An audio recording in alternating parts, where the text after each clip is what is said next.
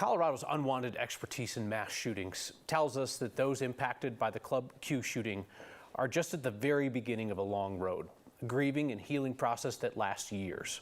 Our Steve Stager talked with two women who know that road well.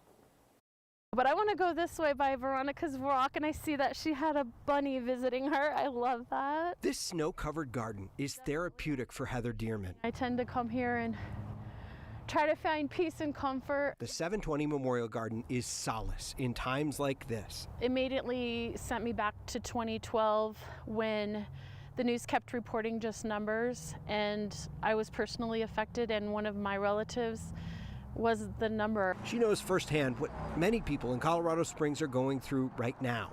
And she knows their needs won't fade even after 10 years. People who are on this road to recovery will have lifetime challenges. Or 23 years. With Columbine, it's been 23 years, so the needs, the long-term needs sort of like run the gamut. Heather Martin was a senior at Columbine in 1999. She now leads the Rebels Project, providing ongoing support to survivors of all mass shootings. I have spoken with survivors who have never received help, who are just now seeking help. Both Heathers talk to people all the time who still need help. In the beginning, they might not have asked for help or even noticed or given themselves enough grace to know that they were hurting too. Help that can often be expensive, an expense Martin never imagined all those years ago. Truthfully, if you would have asked me right in the aftermath of Columbine, if I needed funds long-term, I would say absolutely not. You give it to the victims' families, you give it to them. Like, I don't deserve it.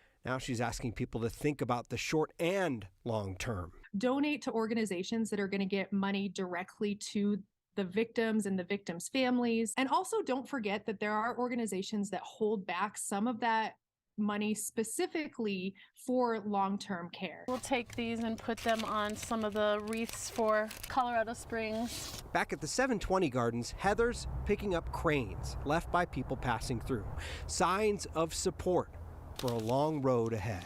Love wins always, yes. Both the 720 Foundation and the Rebels Project are planning to help our neighbors in the Springs, not just now, but also in the long term. Heather Martin from the Rebels Project told me that she connected with a survivor from Sandy Hook once, had a long talk. At the end, she realized that all the survivor really wanted to hear was that it gets better. She just wanted hope. Wants hope. Yeah. And she said, I can say that it gets better. It never goes away, but it gets better.